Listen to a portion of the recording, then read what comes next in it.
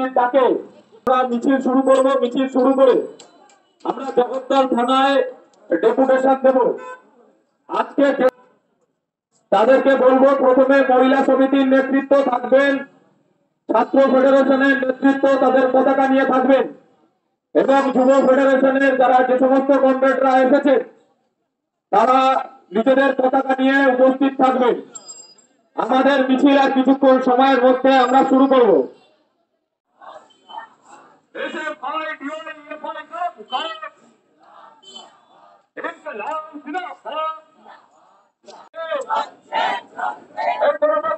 মুক্তির দাবিতে আমাদের এই আর্থিকর ঘটনার বিচারের দাবিতে আমাদের এই মিছিল চলছে।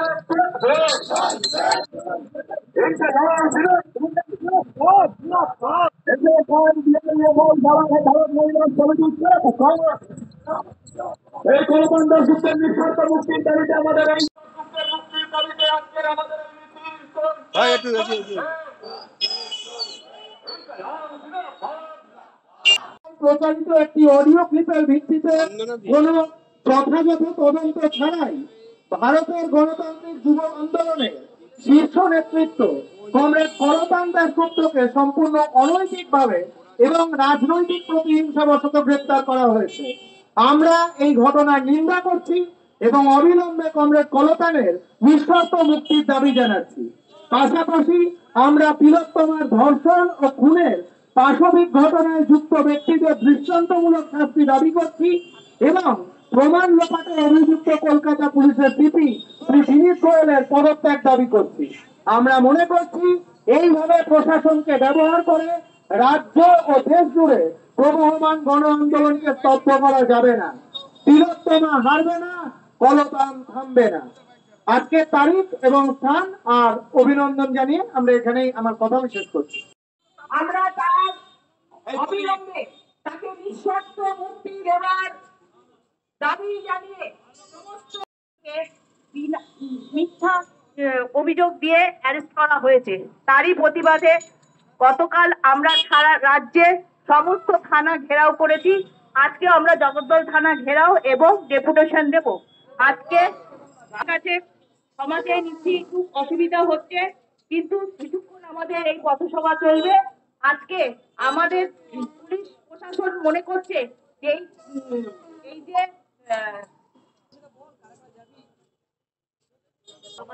ভারতের ছাত্র ফেডারেশন, ভারতের গণতান্ত্রিক যুব ফেডারেশন, সারা ভারত গণতান্ত্রিক মহিলা সমিতির পক্ষ থেকে আজকে জগদ্দল অঞ্চলের যারা দিতে যাবেন, সারা ভারত গণতান্ত্রিক মহিলা সমিতির পক্ষ থেকে কমরেড উমা চক্রবর্তী, সারা ভারত গণতান্ত্রিক যুব ফেডারেশনের পক্ষ থেকে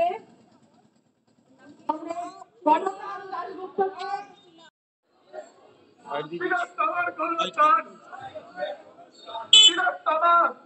তোমার ভয় নাই, তোমার ভয় নাই, তোমার ভয় নাই।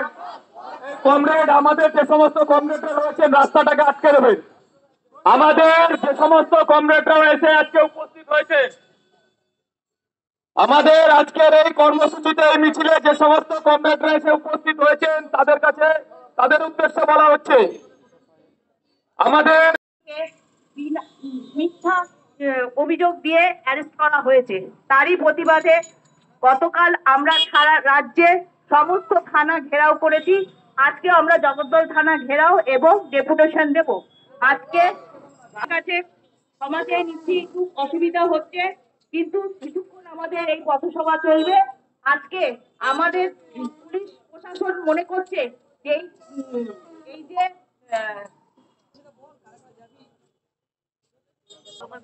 ভারতের ছাত্র ফেডারেশন, ভারতের গণতান্ত্রিক যুব ফেডারেশন, সারা ভারত গণতান্ত্রিক মহিলা সমিতির পক্ষ থেকে আজকে জগদ্দল অঞ্চলের যারা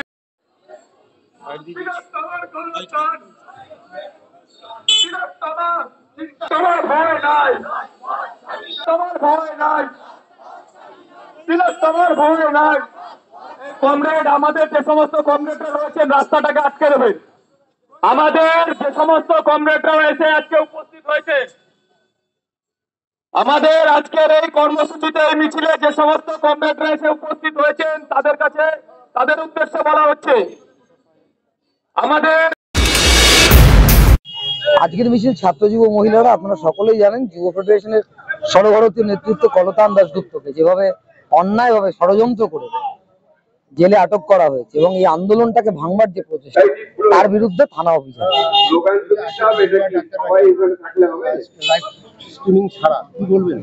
দেখুন, ডাক্তারদের বিষয়টা ওরাই ঠিক করছেন, ডাক্তারদের বিষয়টা আমি বলতে পারবো না।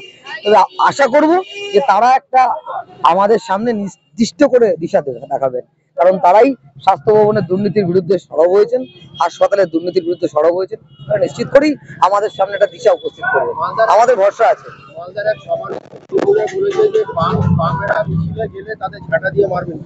আসলে পশ্চিমবাংলার মানুষ ঝাঁটা হাতে তৈরি তৃণমূলকে তাড়ানোর জন্য, ঝাঁটার স্বপ্ন দেখছে।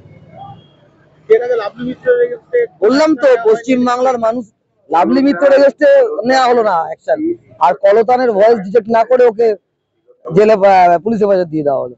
এটাতে চলছে, এটা একটা অন্যায় জঙ্গলের রাজত্ব চলছে পশ্চিমবাংলায়, কিন্তু মানুষও ঝাঁটা হাতে তৈরি আছে তো ঝেঁটিয়ে বিদায় করার জন্য।